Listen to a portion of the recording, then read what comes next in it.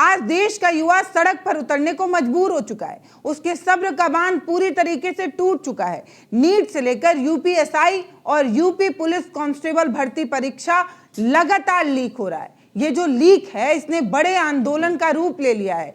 ये बड़ा जन आंदोलन जो है वो इसलिए है क्योंकि हमारे देश में कोई भी परीक्षा बिना धांधली के, बिना भ्रष्टाचार के और बिना पेपर लीक के संपन्न ही नहीं हो सकती। ये सच्चाई बन चुकी है आज की।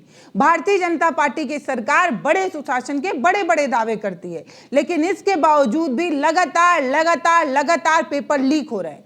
आज उन्हीं के राज में युवा जो है वो अपने भविष्य की सरेआम नीलामी होते देख रहे हैं। देश के युवाओं के सुनहरे भविष्य के साथ ये जो भद्दा और क्रूर मजाक किया जा रहा है, इसका अंजाम शायद अब सत्ता का नशा जब चूर होगा तब नेताओं को समझ में आएगा। नेताओं को भी धीरे धीरे ये बात तो समझ में आ ही रही होगी कि अगले साल जो होने वाले यूपी में चुनाव हैं उसमें क्या असर जो है वो देखने को मिल सकता है। जैसे 2022 में आरआरबी एनटीपीसी परीक्षा धांधली को लेकर यूपी और बिहार में छात्रों ने एक बड़ा बवाल किया था, अगर आपको याद हो, ठीक वैसा ही एक बवाल लखनऊ में देखने को मिला। ये जो लावा है वो अब लखनऊ में फिर से धधक रहा है। इको गार्डन में भारी पुलिस बल और लाठी के खौफ के बावजूद भी यह आक्रोश कम नहीं हो रहा था। आक्रोशित छात्रों का हौसला रत्ती भर भी नहीं टूट रहा था। मैं खुद कल लखनऊ के इको गार्डन में थी। मैंने कई छात्रों से बात किया। मैंने ये सवाल उनसे पूछा कि जब खाकी वर्दी डंडे के साथ आपके सामने खड़ी होती है तो आपको डर नहीं लगता? उनके जवाब सुनने लायक थे। जिनका भविष्य फूट गया हो, उनकी एक हड्डी टूट जाएगी तो क्या फर्क पड़ेगा? आखिर ये छात्र इतने गुस्से में क्यों हैं? इसकी असल और जमीनी मांग क्या है? सरकार और प्रशासन इन युवाओं की जायज आवाज को कुचलने की किस हद तक कोशिश कर सकता है? किस तरीके से प्रशासन लगाकर इन्हें दबाने की कोशिश कर सकता है? वो ग्राउंड जीरो पर आप देखिए। सुनिए आक्रोशित युवा किस तरीके से अपनी हुक्कार भर रहे हैं। और यहाँ पर एकजुट होकर युवा, हम ये सरकार को ये ताकत दिखाना चाहते हैं कि यदि युवा अपनी इसी पे आ गया, हमें फंडामेंटल राइट्स है, हम प्रोटेस्ट कर सकते हैं। यदि सरकार अपनी मनमानी ये तानाशाही गुंडागर्दी नहीं छोड़ती तो एक जनसैलाब इतना बड़ा होगा, ये सरकार उसका सामना नहीं कर पाएगी। और आप भी जानते हैं युवा एक वो पीढ़ी है जो कि अगर सड़क पे उतर गया तो यहाँ पर ये सरकार को अपनी बचाव करना बहुत ही मुश्किल पड़ जाएगा। हम सरकार से ये मांग करते हैं कि योग्यता के अनुसार पद में कैबिनेट मंत्री बैठाए जाएं। धर्मेंद्र प्रधान एक अनपढ़ व्यक्ति है जिसको भी कुछ ज्ञान नहीं है और युवाओं के साथ, भविष्य के साथ खिलवाड़ कर रहा। आए दिन पेपर लीक होते हैं। उनके कैबिनेट मंत्री हैं, इनके बच्चे विदेशों में पढ़ते हैं और यहाँ की शिक्षा व्यवस्था को इन्हें कतई खत्म करके रख दिया है। इसको पहले व्यापार बनाया, फिर धंधा बनाया। आज के टाइम में एक आम व्यक्ति शिक्षा को ग्रहण नहीं कर पा रहा है। ये इस चीज़ में सरकार को ये सोचना चाहिए। ये विश्व गुरु की बात करते हैं तो मैं सरकार से मेरा ये सवाल है कि ये विश्व गुरु कैसे बन पाएगा देश? जहाँ पर आए दिन टीचर रो रहे हैं, छात्र रो रहे हैं, पेपर लीक हो रहे हैं। एक छात्र अपनी आधी जीवन एक गवर्नमेंट जॉब के लिए, देश की सेवा के लिए, देशभक्ति के लिए अपना जीवन लगा देता है, लेकिन ये सरकार मनमानी कर रही है और ये बच्चों को भी कुछ समझ नहीं रही है, युवाओं को। ये इसको यूरोप के इतिहास से जानना पड़ेगा, जिस तरफ युवा निकल चुका है। हमने यूरोप और एशिया का इतिहास पढ़ा है, हमने भगत सिंह को पढ़ा है। भगत सिंह ने कहा था कि हमें 2 क्रांति लड़नी है। पहली क्रांति लड़नी है ब्रिटिश सरकार के खिलाफ, दूसरी क्रांति लड़नी है जो ब्रिटिश सरकार के ही जैसे हमारे देश में माफिया जो देश को खत्म करने का काम कर रहे हैं। तो अंग्रेजों से तो हम आज़ाद हो गए, लेकिन आज भी हम अपनी तुच्छ प्रकार की सोच और यहाँ पर आज भी हम आज़ाद नहीं हो पाए हैं। इन प्रदर्शनकारी छात्रों का सबसे बड़ा और तीखा सवाल जो है वो नई नौकरियों को लेकर नहीं है, बल्कि पुरानी चयन व्यवस्था में जो मौजूदा गहरे भ्रष्टाचार है उन्हें लेकर है। जब एक आम छात्र दिन रात एक करके अपने परिवार का पीठ कार करके पढ़ाई कराता है, परीक्षा दिलाता है, तो वो ये सोचता है कि एक दिन उसका बच्चा नौकरी पाएगा, ऐसे सपने बुनता है। लेकिन उसे ये जानने का पूरा संवैधानिक हक होना चाहिए कि उसे असल में कितने मार्क्स आए हैं, आप कितनी तैयारी 4 साल में कर पाए हैं। ये बात तो अंक आने के बाद ही पता चलता है ना।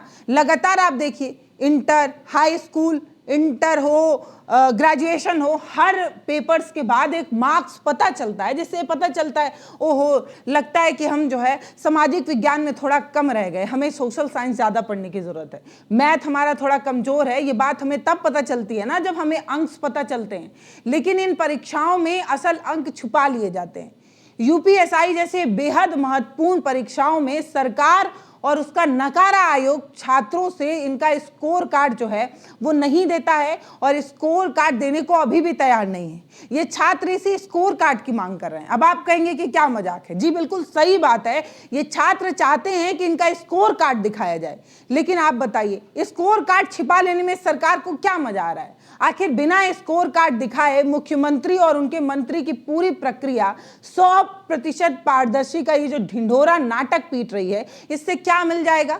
इसकी उनके पीछे जो बहुत बड़ा आर्थिक खेल खेला जा रहा है ना, वो सब समझते हैं। एक आम जनता और एक गरीब छात्र से उसका मार्क्स क्यों छुपाया जा रहा है। छात्र का एकमात्र साफ और सीधा तर्क है, अगर पूरी व्यवस्था वाकई पारदर्शी है तो प्रशासन को स्कोर कार्ड जारी करने में इतना खौफ क्यों लगता है। आखिर मेरा मार्क्स, मैंने कितनी तैयारी की, मैंने कितनी परीक्षा में कौन से सवाल सही किए, कौन से गलत किए, कितने सवाल सही किए, ये बता देने में एक भर्ती बोर्ड को या किसी परीक्षा कराने वाली एजेंसी को इतना क्यों दिक्कत हो रहा है भाई, बताइए। पता है, ये जो सवाल हैं ये देश के हर उस युवा के मन में उठ रहा है जो एक अदद सरकारी नौकरी के आस में सालों भर बैठता रहता है, एक अंधेरे कमरे में 10 बाई 10 के कमरे में अपनी जिंदगी खपा रहा होता है। वो ये सवाल पूछ रहा है। बार बार पेपर लीक हो जाना सिर्फ एक छोटी सी तकनीकी खामी नहीं है, बल्कि होनहार छात्रों की उम्मीद का सरेआम कत्ल है, कत्ल। ये तानाशाही सरकार समझ ही नहीं पा रही है। इसे अब समझना होगा कि पारदर्शिता के बिना सुशासन का दावा पूरी तरीके से खोखला है, बकवास है और झूठा है। आइए बिना रुके हम उन युवाओं की बात सुनते हैं। एक युवा जो अपने खून पसीने की मेहनत के बदले केवल एक जायज हक मांग रहा है, उसकी बात सुनना जरूरी है। सुनिए। जब गवर्नमेंट ने पेपर करवा रही है तो बच्चे पेपर भी दे रहे हैं, तो बच्चे गवर्नमेंट को स्कोर कार्ड देने में क्या दिक्कत है रही है। हमको तो ये बताओ, इसका मतलब ये है कि तुम स्कोर कार्ड नहीं दे रहे फिर तुम चोर खुद हो भाई। स्कोर कार्ड तुम्हें क्या दिक्कत है, तुम चोर नहीं तो स्कोर कार्ड लागू करो ना बच्चे का। अभी लेखपाल के पेपर हुआ, अभी लेखपाल के पेपर में पेपर 12 बजे खत्म हो रहा, बच्चे 3:30 बजे निकल कर आ रहे, उसका कारण क्या है। जबकि बच्चे सब बाहर लेकर नीचे एक संगी 3:30 बजे बच्चे बाहर निकल कर आ रहे, तो उसमें सीधा हिसाब है कि पेपर लीक हुआ। ओमार सीट बच्चे आते नहीं है, ओमार सीट उसमें फिर जाके गोला भरवाते हैं। यही सब इनकी सिस्टम है। जिसके पास पैसा हो नौकरी पाएगा, गरीब आदमी नौकरी नहीं पाएगा। बिल्कुल है, यानी करप्शन अभी भी है क्या। बिल्कुल है, बिल्कुल 100%। मैंने 2021 में पेपर दिया, मेरा यूपीएसआई में 132 क्वेश्चन है, लेकिन मेरा नंबर यूपीएसआई में नहीं है। अच्छा, 132 होने पे मैं 80 में आता हूँ। मेरा नंबर नहीं, 132 क्वेश्चन मेरे राइट है। जबकि मेरा 14 तारीख का फर्स्ट शिफ्ट का पेपर था, जब नॉर्मलाइजेशन मिला सबको, हमको क्यों ना मिला। मेरे साथ का लड़का उसके 131 नंबर, उसका नंबर है 80 में, मुझे क्यों नहीं मिला। एक लड़का ओबीसी में 134 नंबर है, 134 क्वेश्चन ठीक है, उसका नंबर है। तो सोचना तो पड़ेगा गवर्नमेंट को। बच्चा मैं अब से लेकर चल रहा हूँ, मुझे कम से कम 8 साल हो गए तैयारी करते करते, कंपटीशन करते करते। मैं 2 बार से यूपीएसआई दे रहा हूँ, नंबर भी ठीक बैठते हैं, लेकिन जब धांधली होती है इतने ऊंचे स्तर पर धांधली होती है, तो हम कैसे वो करें विश्वास कि हम नंबर आ जाएगा। अब 21 लाख रुपये मेरे पास तो नहीं है, मेरे पास तो सिर्फ एजुकेशन है, एजुकेशन पढ़ लिख के अपनी नौकरी कर सकता हूँ, मेरे पास 21 लाख रुपये नहीं है। ये लोग आज भी पैसे दे दे के दरोगा बनते हैं। इस भर्ती में भी स्पष्ट देखिए पूरी चोरी है। स्कोर कार्ड क्यों नहीं दे रही गवर्नमेंट। जब तुम चोर नहीं हो तो स्कोर कार्ड दे दो ना फिर। मेरा कहना यह है कि अभी विवेक सर हैं, हम विवेक सर पढ़े थे, कोचिंग विवेक सर थे, लगातार ऑनलाइन पढ़ते हैं, बहुत अच्छे टीचर हैं, बढ़िया टीचर है सब है। उन्होंने लेखपाल पेपर लीक हुआ, उनके बच्चन का बाज उठाई, उनकी कोचिंग सील कर दी। अभी यूपी पुलिस कांस्टेबल के पेपर, उसमें मैंने पेपर दिया था, 10 दिन की कोचिंग बंद कर दी। लेकिन फिर भी सुनने में आ रहा है कि विवेक सर को अरेस्ट कर लिया, लेकिन जैसे सुनने में आया। लेकिन मेरे कहने मतलब ये स्कोर कार्ड ऐसा ही का लागू करो, जब तुम चोर नहीं तो स्कोर कार्ड लागू करो। भ्रष्टाचार और पेपर लीक की इस पूरी खौफनाक और जानलेवा कहानी में सबसे बड़ा गुनाहगार अगर कोई है तो वो सिर्फ और सिर्फ वर्तमान के जो शिक्षा मंत्री हैं धर्मेंद्र प्रधान, वही हैं और कोई नहीं। इन छात्रों का गुस्सा अब 7वें आसमान पर पहुंच रहा है। वे लगातार एक सुर में एक संवैधानिक बात कर रहे हैं। वो पूछ रहे हैं कि ये जो संवेदनहीन मंत्री हैं, शिक्षा मंत्री, इन्हें इस्तीफा क्यों नहीं देना चाहिए। इस्तीफे की जोरदार मांग पर अड़े ये जो छात्र हैं, ये क्या गलत मांग रहे हैं, यही बता दीजिए। इन युवाओं का सीधा और जायज तर्क यही है कि जब लगातार राष्ट्रीय स्तर की जो प्रतिष्ठित परीक्षाएं हैं उसमें इतनी बड़ी बड़ी धांधलियां हो रही हैं, तो इन्हें अपनी नैतिक जिम्मेदारी क्यों नहीं लेनी चाहिए। नैतिक जिम्मेदारी आखिर ये बेशर्म तंत्र कब तक नहीं लेगा। नीट परीक्षा में हुए भयानक गड़बड़ी के बाद भी जो होनहार छात्र हैं वो भयानक डिप्रेशन में जाकर अपनी जिंदगी खत्म करने का फैसला ले लेते हैं, लेकिन ये मंत्री अपनी कुर्सी से नहीं उतरते हैं। ये दर्दनाक मौत की जो कहानी है उसके लिए गुनहगार कौन है, यह सवाल क्यों ना पूछा जाए। क्या हमारे इस महान लोकतांत्रिक देश में एक अदद कोई मंत्री ऐसा नहीं है जो अपनी जिम्मेदारी लेकर कुर्सी से उतर जाए? इन गद्दावर मंत्रियों की कुर्सी की कीमत इन मासूम बच्चों की अनमोल जिंदगी है। इन्हें इसे लगता है कि इनकी कुर्सी ज्यादा बेशकीमती है किसी एक जवान की जवानी से। एक तरफ केंद्र सरकार वन नेशन वन इलेक्शन जैसी बड़ी बड़ी बातें करता है, लेकिन one nation one fair exam करा लेने में इनकी तूती बोलने लगती है। क्यों नहीं करवा पाते आप बताइए? एक आम आदमी की समझ से परे है आपकी ये नौटंकी। 17 साल के बच्चे की मौत होती है। 17 साल का कोई छात्र अगर अपनी जिंदगी खत्म करने का फैसला लेता है और आप वातानुकूलित कमरे में बैठकर चाय की चुस्की ले रहे होते हैं तो आपको शर्म नहीं आती? इन नेताओं की इंसानियत क्या सच में पूरी तरीके से मर चुकी है? फिर सफेद पोशाक कितना भी डिटर्जेंट से धोकर आप अपनी ईमानदारी का सबूत देते रहिए, लेकिन माफ करिएगा इस सफेद पोशाक में एक भी ईमानदारी की चमक नहीं है। यह सबको समझ में आता है। प्रशासन केवल अपनी पुलिसिया जोर पर और खौफ से बेबाक जो छात्र हैं उनको डराने की कोशिश करता है और उनकी आवाज दबाने की कोशिश करता है। लोकतांत्रिक आवाज को हमेशा के लिए दबाने की ये जो मुमकिन कोशिश प्रशासन की तरफ से की जाती है वो हर बार की जाती है। सत्ता के नशे में चूर ये जो अहंकारी नेता हैं इनको कड़वी हकीकत जल्द ही स्वीकार करनी होगी। एक्सेप्ट करना होगा कि ये सब कुछ जो हो रहा है वो सिर्फ और सिर्फ आपकी लापरवाही की वजह से हो रहा है। पीड़ित छात्र ने शिक्षा मंत्री पर कैसे करारा प्रहार किया ये सुनिए। ये नाराजगी, ये हताशा, ये परेशानी सिर्फ एक अदद ठीक से परीक्षा करा लेने की है। जो परीक्षा हमने दी है उसमें कितना सही लिखा है, कितना गलत लिखा है, एक अपना स्कोर कार्ड मांगने के लिए ये छात्र आंदोलन कर रहे हैं। इस तपती धूप में सड़क पर आए हैं। शर्म आनी चाहिए। हम तो यही चाहेंगे कि जो भी मंत्री जो भी जिस चीज के लिए जिम्मेदार है उस अगर वहाँ पे गड़बड़ी होती है, भाई 17 स्टूडेंट ने सुसाइड किया नीट के पेपर में, तो उसके लिए जिम्मेदार क्या? हमारे देश में जान की कीमत मतलब बिल्कुल एक मंत्री के इस्तीफे से भी कम है क्या? 17 लोग मर जाते हैं और आप बैठ के आराम से एसी में चाय पी रहे हैं, ये अच्छी चीज़ है? हम तो नहीं चाहेंगे कि ऐसा हो हमारे देश। और हम लोगों ने इलेक्ट किया है उनको, हमारी वजह से वो बने हैं, तो हम चाहेंगे, हमारी अपील है उनसे कि लगातार जो परीक्षाएं हो रही, जब इतने बड़े इश्यूज, इतने बड़े वन नेशन वन इलेक्शन पे लगातार वो काम किया जा रहा है, वन नेशन वन इलेक्शन पे, तो इस पे क्यों नहीं काम हो सकता? अच्छा, बांगरमऊ से आए हैं आप, तो यानी रोडवेज से आए होंगे? नहीं भाई, अभी मैं लखनऊ में प्रिपरेशन करता हूँ ना, इस वजह से मैं यहाँ पे इसको बहुत सारे स्टूडेंट जो हैं जो आउट ऑफ डिस्ट्रिक्ट से आए हुए हैं, यहाँ पे दूर दूर से आए हैं, दूर जिलों से, तो उनको स्टेशन में प्रशासन द्वारा पूछा जा रहा था कि कहाँ जा रहे हो, ऐसा जो यूथ दिख रहा था, ये तो पूछा जा रहा था कि कहाँ जा रहे हो, तो स्टूडेंट भाई बताएंगे कि हम जा रहे हैं इको गार्डन में प्रोटेस्ट करने के लिए, अपनी मांग को पूरी करवाने के लिए। तो उनको मना किया जा रहा था कि मत जाओ, कोई फ़ायदा नहीं है, जाओगे केस लग जाएगा, अंदर कर दिए जाओगे। तो ये क्या दिखा रहा है, ये क्या आप सोचते हैं इस चीज़ को लेकर आप? यार ये तो एक तो वो भय का माहौल क्रिएट करना। अभी देखो कि यहाँ पे प्रोटेस्टर से ज़्यादा मतलब प्रशासन को तैनात कर रखा है। इससे क्या मतलब, बच्चा आए उसको वहीं पे तोड़ दो, उसकी मनोबल उसके मनोभावनाओं को। तो मैं चाहता हूँ यार ये तो गलत चीज़ है, डेमोक्रेसी की मतलब कोई तौहीन है। डेमोक्रेसी बची है कहाँ पे इसमें? डेमोक्रेसी का मतलब क्या होता है? लोगों के लिए, लोगों द्वारा, लोगों का प्रतिनिधि। यस, तो डेमोक्रेसी। और अब देखो हमारे देश में गणतंत्र है, रिपब्लिक, मतलब जो देश के सबसे ऊपर सीट पे बैठेगा वो भी जनता में से होगा। तो हम जनता है यार, हमारे इसमें से किसके पास देखो जाके कौन सी चीज़ है जिससे सरकार को इश्यू हो रहा, हम लोग मांगे ही तो रख रहे हैं। इस विशाल और ऐतिहासिक जो छात्र आंदोलन है इसमें केवल बेचारे अभ्यर्थी नहीं हैं, उनके शिक्षक भी इसके साथ हैं और कई सामाजिक संगठन भी खुलकर अपना समर्थन दे रहे हैं, सड़क पर उतरने के लिए कह रहे हैं। ये पूरी लड़ाई जो है वो योगी सरकार और उनके प्रशासन के रवैये को साफ साफ दिखाता है कि वो कितने तानाशाही हो चुके हैं, किस तरीके का तानाशाही पूर्ण रवैया अपना रहे हैं।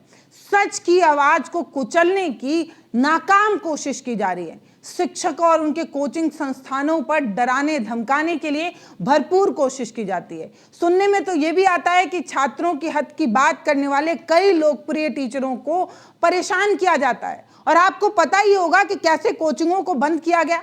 टीचर प्रोटेस्ट में ना आए इसलिए उन्हें हिरासत में ले लिया जा रहा है, डिटेन किया जा रहा है। कुछ कोचिंग सेंटरों में बिना किसी नोटिस के गैर कानूनी तरीके से उन्हें सील करवा देना, टीचरों को गिरफ्तार कर लेना, यह दिखाता है कि आप डरे हुए हैं। बड़े बड़े अपराधी अपने घर में आसानी से चुस्की ले रहे हैं चाय का, और आप कुछ नहीं कर पाते हैं। सरकार का बुलडोजर पेपर लीक कराने वाले माफियाओं के बजाय बेकसूर शिक्षकों पर चल रहा है, उनका कोचिंग सील कराया जा रहा है। ये कौन सा मजाक चल रहा है? लेकिन क्या सिर्फ लाठी और झूठे केस और पुलिसिया खौफ के बल पर लोकतंत्र में सच की गूंज को हमेशा के लिए दबाया जा सकता है? ये सवाल है। ये शिक्षक अपने छात्रों के लिए किसी माँ बाप से कम नहीं होते जो सड़कों पर उतरते हैं।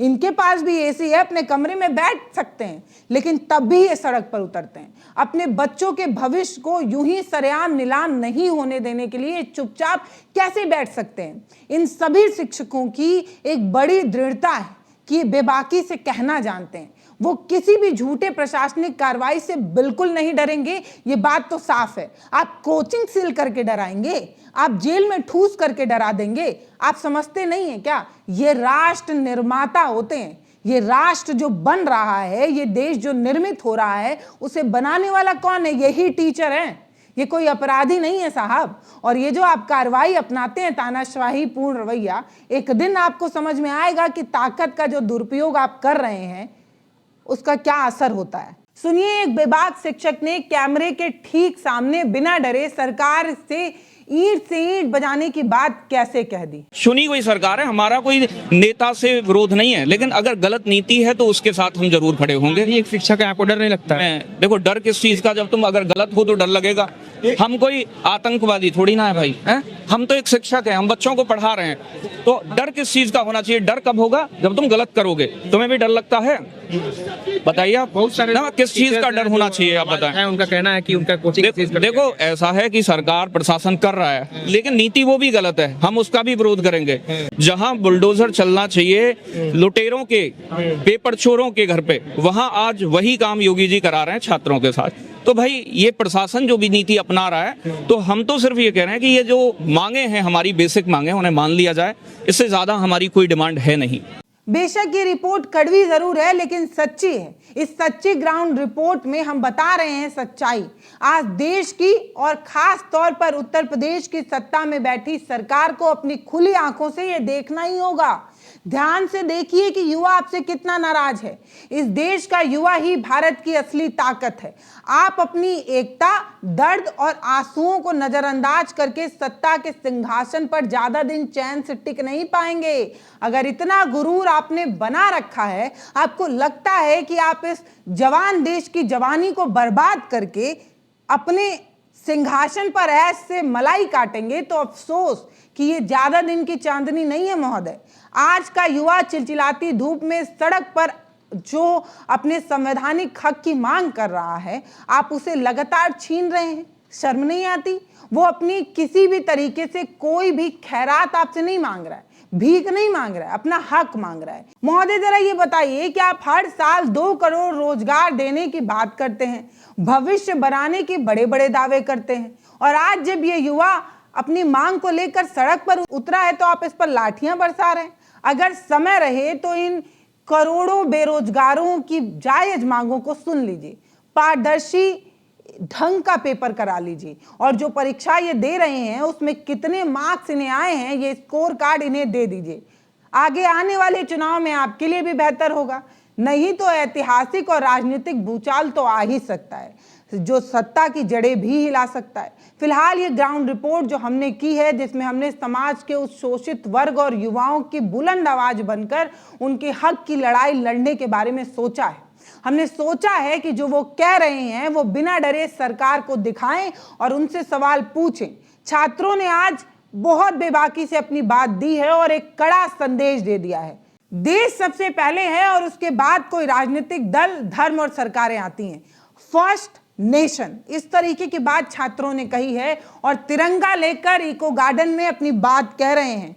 आज ये जो अहंकारी सरकार है ये युवाओं के हित में ईमानदारी से काम नहीं करेगी तो युवा वोट का चोट इन्हें जरूर देंगे और सत्ता से उखाड़ फेंकने का कूबा रखते हैं। ये बात इन युवाओं ने कही है। ये महज कोई प्रोटेस्ट नहीं है बल्कि ये उस तानाशाही रवैये के खिलाफ उठी पहली चिंगारी है। सुनिए इस वीडियो में जो सबसे दमदार देशभक्ति से ओत-प्रोत एक आखिरी संदेश है जिसे सीधे शिक्षा मंत्री और सरकार के बंद कानों तक पहुंचाना आपकी जिम्मेदारी है, सो पहुंचाइएगा जरूर। कि इस देश को टूटने नहीं देना है हमें, क्योंकि ये देश है तो हम हैं, ये देश है तो धर्म है, ये देश है तो सब कुछ है। इस देश ने ही हमको सब कुछ दिया है, ये चीज़ हमें नहीं भूलनी चाहिए। पहले प्राथमिकता देश को देनी चाहिए, फिर किसी सरकार को देनी चाहिए। यदि सरकार देश के हित में काम नहीं कर रही है, युवाओं के हित में काम नहीं कर रही है, तो युवा उस सरकार को मिट्टी में मिलाने का काम करे। उस सरकार को ये एहसास दिला दे कि युवाओं से बढ़कर और देश से बढ़कर कुछ नहीं है।